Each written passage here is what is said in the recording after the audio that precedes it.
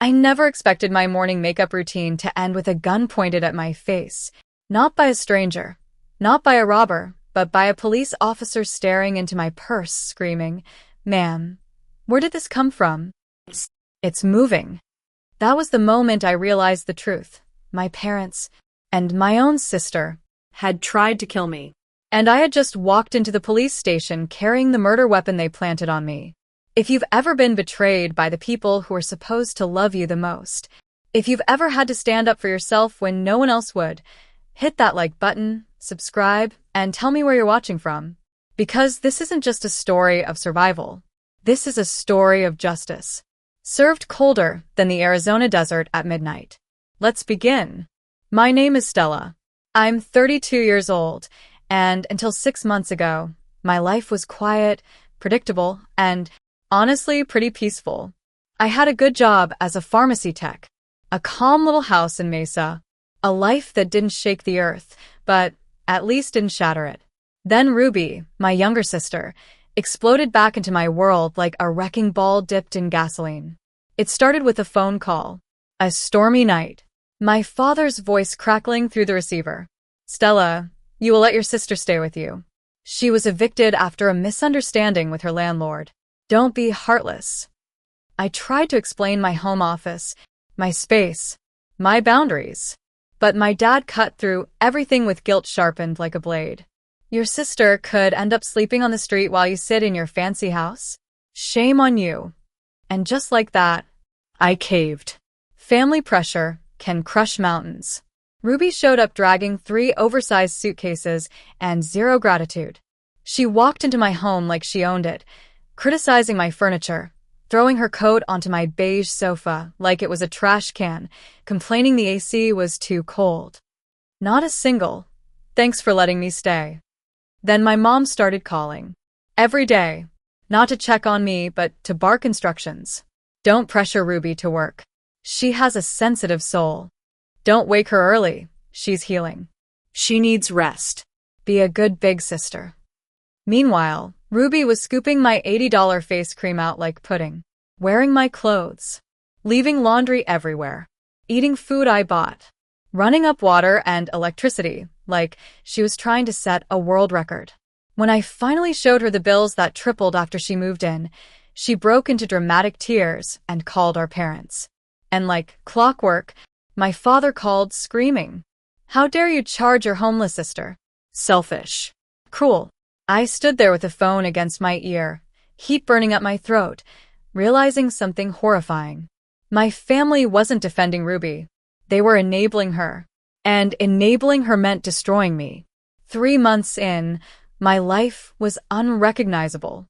Ruby whispered lies to neighbors while I was at work. "Stella is mentally unstable. She works too much. She can't handle the stress. She's paranoid, unpredictable." Suddenly, neighbors stopped talking to me. Kids were rushed inside when I pulled into my driveway. I wasn't invited to block parties anymore. My sister turned my own neighborhood into a minefield. The 4th of July was the first time I physically saw her darkness. My best friend Chloe caught Ruby pouring a strange, white powder into my lemonade. "What the hell are you doing?" Chloe slapped the glass out of my hand so hard it shattered. Ruby rolled her eyes calmly. "Aspartame. Stella's gaining weight. I'm helping." But after that day, I began blacking out. Hours gone. Memories missing. Waking up on the living room floor with no idea how I got there. Meanwhile, cash disappeared from my wallet. Family jewelry vanished. When I confronted Ruby, she put on her poor me face and told my parents I was losing my mind. My parents rushed over to help and magically found my missing items in absurd places. The fridge, the laundry basket, the backyard. Each staged discovery built their narrative. I was unstable. I needed help. I wasn't well. Mom even said, "I don't want you to end up crazy like your great aunt. Maybe you need a doctor." And Ruby, smiling behind her. 2 weeks before everything exploded, I tripped while cleaning and found a sealed cardboard box under Ruby's bed. Every instinct screamed, "Open it." Inside was chaos. Debt letters from Phoenix loan sharks. Threats from underground casinos. Over $150,000 owed. Screenshots of text messages between Ruby and my parents, discussing the sale of my house after my inevitable breakdown. Talking about my life like a lottery ticket. Then, a life insurance policy. $1 million. Filed in MY name. Beneficiaries: Ruby, mom, dad. Double payout for accidental death. My stomach twisted until I thought I'd vomit. The final page was handwritten notes in Ruby's handwriting. Rattlesnake venom.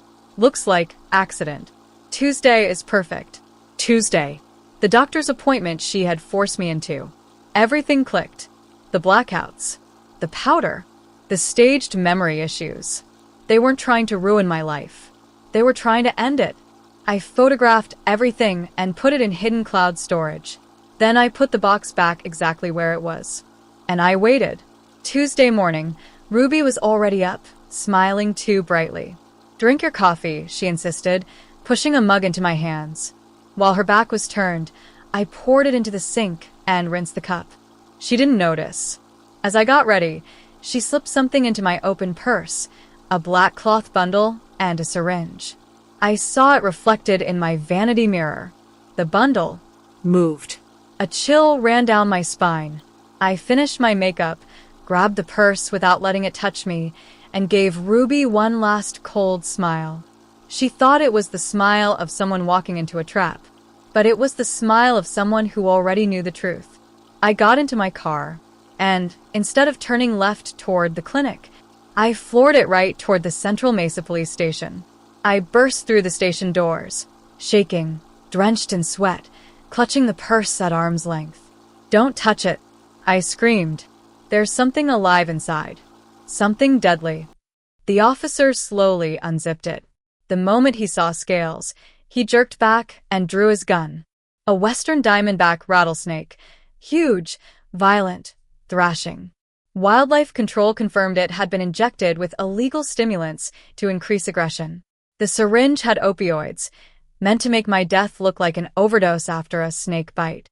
In the interrogation room, I handed Detective Vance a USB with all the evidence. He clicked through photos of debts, texts, the insurance policy. His face twisted from curiosity to disgust. "This is attempted capital murder," he said. "We move now." Right then, my phone rang. A family group video call. Vance silently mouthed, "Answer it." I put it on speaker. My father's voice boomed. "Stella, are you at the clinic? Open your bag and give the doctor the papers your mother put inside." That was it. Proof they knew exactly what was inside. Vance cut the recording and sent the tactical unit to my house. Police stormed my home by force. I watched from across the street as neighbors, who thought I was insane, came out in shock while Ruby and my parents were dragged away. Inside, police found the snake transport box, receipts for illegal stimulants, Ruby's laptop open on how to dissolve a body, more threatening debt letters. Ruby broke first. She screamed at my parents. "You told me we'd all be rich if Stella died." MOM gave me the snake dealer's number. The perfect little family alliance crumbled in seconds.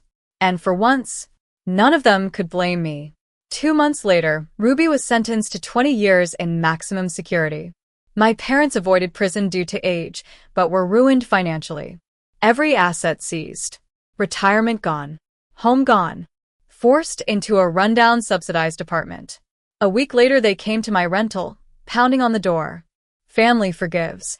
My father yelled. "We were just trying to help Ruby." My mother sobbed. I didn't say a word. I called my lawyer. They were served with a permanent restraining order on the spot. That was the last time I saw them. I sold the Mesa house and moved across the country to a quiet coastal town where the air doesn't taste like betrayal. And, for the first time in my life, I'm free. Ruby sits behind bars, exactly where she belongs. My parents live in misery of their own making. And I'm rebuilding my life, brick by brick, without the poisonous weight of people who used to share my blood. Sometimes the justice system works. Sometimes karma comes faster when you push it. And sometimes the most powerful revenge is walking away and letting people drown in the hell they created. If my story teaches anything, it's this. Family isn't defined by blood. It's defined by loyalty. And the moment they choose greed over your life, you owe them nothing. If this story hit you in the gut, do me a favor. Hit that like button, subscribe for more wild Reddit revenge stories, and tell me, were my parents punished enough? Or should their sentence have matched Ruby's? Let me know in the comments. Your perspective means more than you know.